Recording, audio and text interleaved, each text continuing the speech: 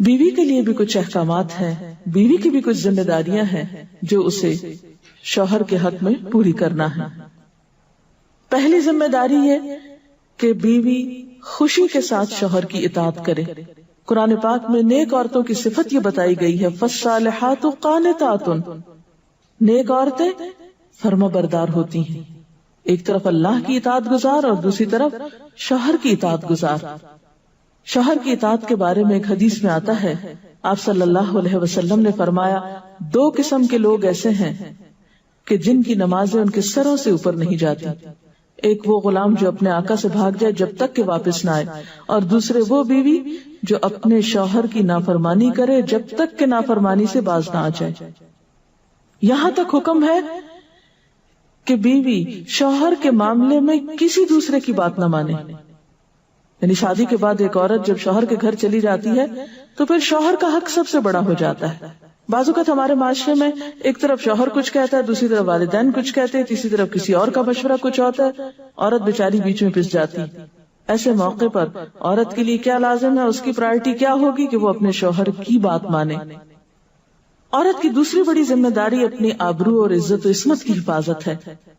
عورت کوئی ایسا کام نہ کرے جس سے اس کی عفت و عصمت پر کچھ حرف آئے۔ ازدواجی زندگی کی خوشی کا راز باہم ایک دوسرے پر اعتماد ہے۔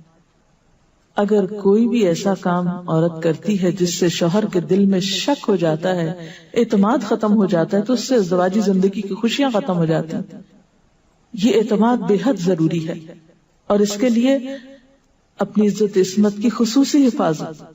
نبی صلی اللہ علیہ وسلم نے فرمایا، عورت جب 5 وقت کی نماز پڑھے، اپنی آبرو کی حفاظت کرے، اپنے شوہر کی فرما بردار رہے، تو وہ جنت کے جس دروازے سے چاہے داخل ہو جائے۔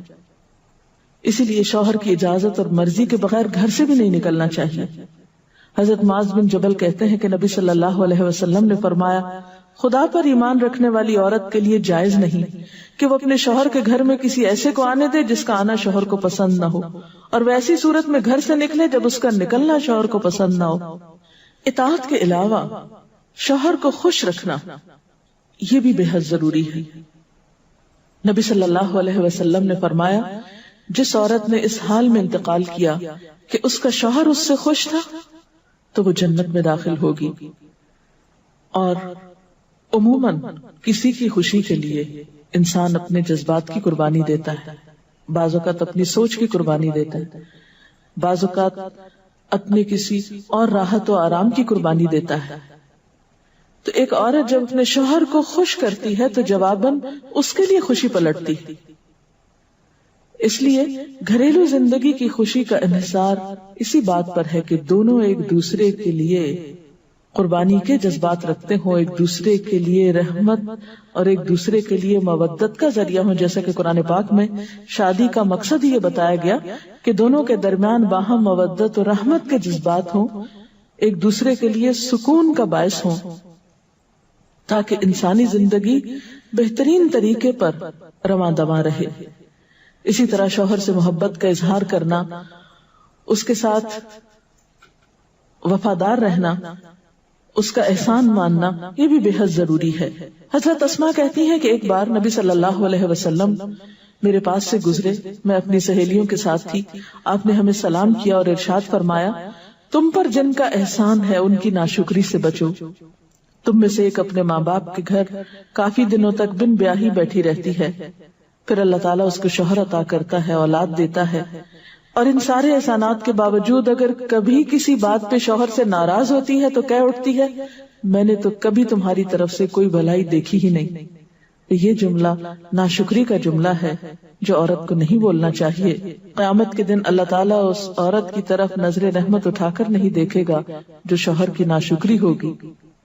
اور آخری بات یہ کہ عورت کے اوپر لازم ہے کہ وہ اپنے گھر بار، مال و اسباب اور اپنی ذمہ داریوں میں شوہر کی مددگار رہے، شوہر کی وفادار رہے۔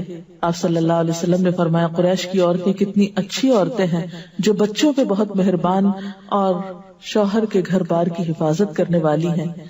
آپ صلی اللہ علیہ وسلم نے ایک اچھی عورت کی خوبیاں بیان کرتے ہوئے فرمایا، مومن کے لیے خوف خدا کے بعد سب سے مفید اور باعث خیر نعمت نیک بیوی ہے۔ نیک بیوی کون سی؟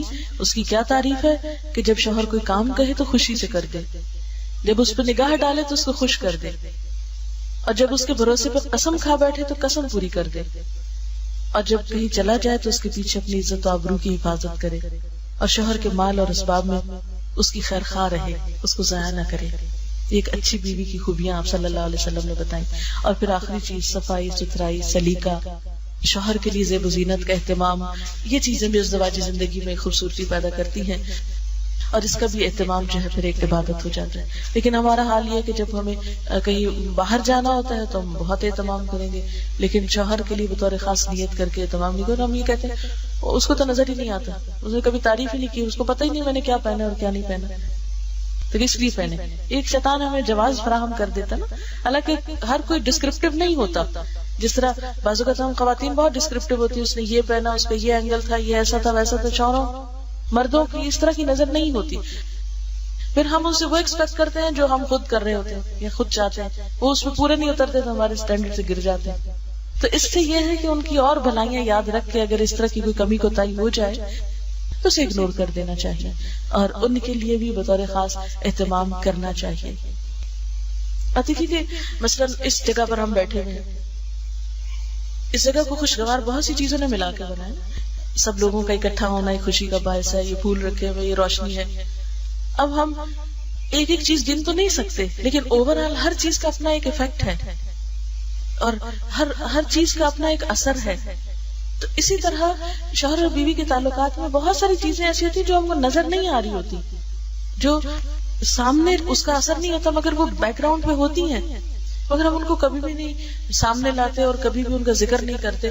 تو ہمیں ان معاملات میں تھوڑی کوشش کر کے کچھ احسانات کا کبھی زبان سے اگر بول دیں گے تو اس سے کچھ کمی نہیں ہوتی، لیکن دوسرے کا دل جیتا جاتا ہے، اور دوسرے کا دل خوش کرنا تو بہت بڑی عبادت ہے، اور اس کا آغاز اگر گھر سے ہو تو اور اچھا، کیونکہ گھر والوں کو خوشیاں دینے سے خود خوشیاں اپنے آپ پہ پلٹتی، دے کر زیادہ ملتی ہیں، لیتے وہی ہیں جو دینا جانتے ہیں۔ تو اللہ تعالیٰ ہمیں عمل کی توفیق عطا فرمائے۔